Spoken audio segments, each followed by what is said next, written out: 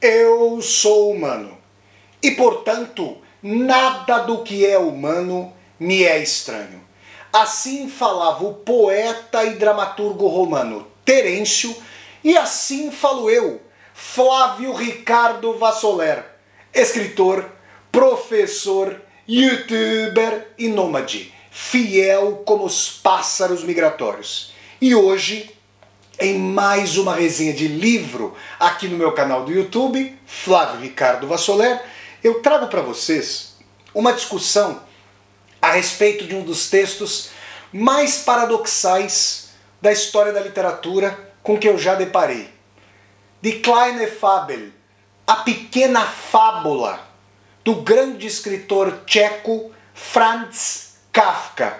Eu digo mais paradoxais por quê? Porque se trata de um parágrafo. Em termos de extensão, a pequena fábula é de fato curta, pequena. Mas muitas teses foram escritas sobre essa pequena fábula a partir da sua pequenez, que é sintética, é grandiosa, ao sintetizar uma série de questões e tensões que transpassam a história e a condição humana. Eu quero ler para vocês então, antes de mais nada, a pequena fábula para analisá-la à luz de uma série de possibilidades de tomadas de posição. Vamos lá então? Então vamos ler, já que é bem curtinho, eu consigo fazer na resenha de Vassoler, nesta resenha de Vassoler, uma leitura de Vassoler da pequena fábula de Franz Kafka.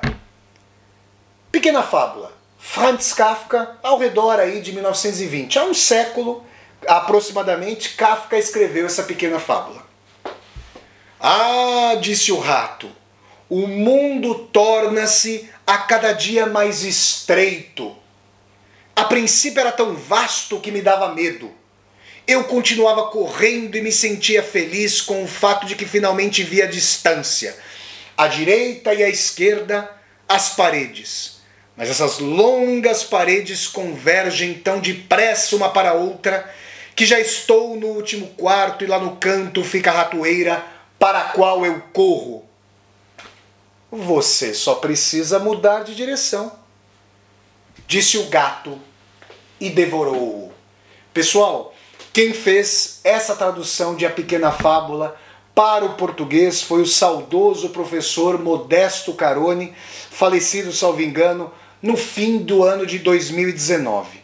Bom, vocês viram aí um ratinho, a princípio, dizendo que o mundo torna-se a cada dia mais estreito. Ora, logicamente, se o mundo se torna a cada dia mais estreito, ele era vasto no seu princípio. Aliás, ele diz o seguinte, a princípio era tão vasto. Não é possível para nós ignorar essa dimensão do a princípio, porque dois textos bíblicos fundamentais começam com no princípio era o verbo, o Evangelho segundo João, e o livro do Gênesis, da Gênesis do universo, no Velho Testamento, também fala do princípio. No princípio Deus pairava sobre a face do abismo. E essa vastidão inicial dava mais liberdade, dava mais possibilidade. Mas se vocês pensarem na condição de um animal como o rato, isso é temerário, porque o rato tá cheio de predadores. Ele é um animal que sofre muitas investidas por parte de seus predadores. Nesse sentido, a estreiteza do mundo lhe dá, digamos, locais aparentemente de guarida. Sabe quem já viu Tom e Jerry, aquele desenho que fez parte da minha infância e começo da adolescência, vai se lembrar daqueles buraquinhos ao pé da parede, das ratoeiras, dos locais ali, buraquinhos de ratos, onde o Jerry se escondia, não é isso? Então, ele tinha medo da vastidão. Só que aí ele começou a correr para esses corredores, eu estou vendo aqui, ó, e ele começou a ver a distância. A direita e a esquerda, outro termo que não pode passar para nós despercebido, o afunilamento do mundo, a convergência. Se as paredes estão convergindo, se elas não são paralelas, as paralelas, segundo o nosso querido grego Euclides, só convergem no infinito. Se as paredes estão convergindo, elas estão se afunilando, elas conicamente estão se afunilando, estão se dirigindo uma para perto da outra. E isso está estreitando o mundo. E agora ele percebe que no último quarto, como se ele estivesse passando por um corredor de uma série de quartos, fica a ratoeira. Olha que situação tensa do ratinho. No princípio o mundo era muito vasto e a liberdade, a amplitude, a vulnerabilidade em relação aos muitos predadores, tudo isso lhe dava medo. Agora o mundo converge, ele se sente mais ambientado. Ao mesmo tempo ele percebe que a convergência do mundo não o leva para um novo patamar de liberdade, de reconciliação, de tranquilidade. O leva para a ratoeira. E ele, ao mencionar o nome da ratoeira, esse ratinho antropomorfizado, com características humanas, sabe que corre para, digamos aqui, o abatedouro. Ele corre em direção ao abatedouro. E aí? O que o ratinho poderia fazer? Ué, aí ao fim e ao cabo, quem lhe dá um conselho muito amigo, é aquela coisa, né, gente? Se conselho fosse bom, é o que se diz popularmente. Se conselho fosse bom, ele não era dado. Ele seria justamente vendido. Aí vira um animal muito benevolente, uma figura ali muito amiga do ratinho, e diz para ele assim: ora, você só precisa mudar de direção. Disse o gato e devorou-o. É isso que o narrador da Pequena Fábula de Kafka nos conta. Onde é que estaria esse gato? Ora, se estivesse na direção da visão do rato para a ratoeira, o rato teria saído correndo. Ele só podia estar atrás do rato. E aí diz, você só precisa mudar de direção. Se ele mudasse de direção, ele ganharia a amplitude divergente. Imagine, a mesma parede que para uma dimensão converge como o afunilamento de um losango, se for vista pelo prisma reverso, as paredes divergem e elas se abrem.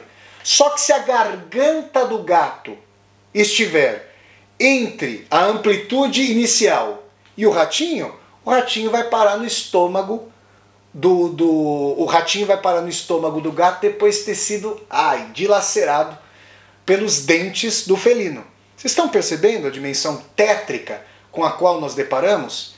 E aí eu quero dizer a vocês que a Pequena Fábula de Franz Kafka, esse texto curtinho, é um texto que nos desafia em várias dimensões. Existem aí laivos religiosos? Sim. A princípio, no princípio, a imensidão, a dimensão de caminhar para a morte a partir da perda da liberdade original, da saída do paraíso, isso é um tema judaico-cristão. Existe uma dimensão política. Por que as paredes se afunilavam à direita e à esquerda? Isso é só uma dimensão espacial, geográfica, porque existe a minha direita e existe a minha esquerda?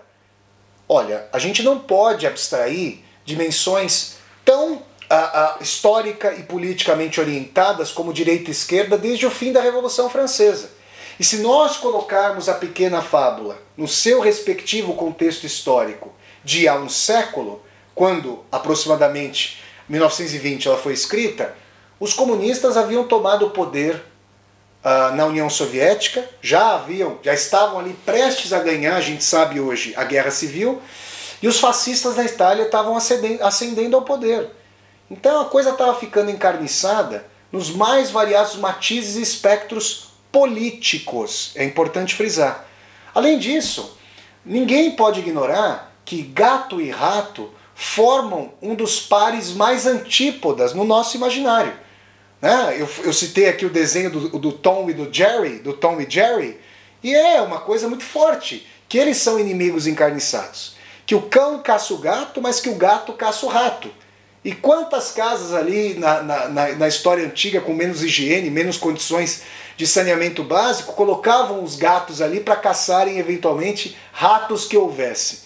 Então essa cadeia alimentar, biológica, se desdobra politicamente, teologicamente, psiquicamente, nesse medo da liberdade original do rato, que poderia ser um medo dos predadores, mas poderia ser inclusive uma impossibilidade de o ratinho lidar com o próprio tamanho diminuto em face de um mundo vasto. E aí pressupor paredes enormes que convergem de guarida e que vão trucidá-lo. Essas paredes, elas foram mimetizadas na obra do Kafka, como em O Processo, com estruturas de mando e comando, que ultrapassam Joseph K.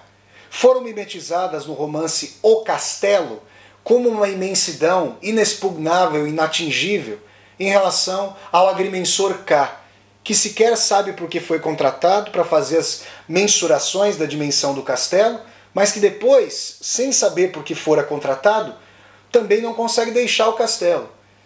Isso acontece em O Processo, num dos capítulos mais formidáveis, que é o Homem do Campo em Face da Lei.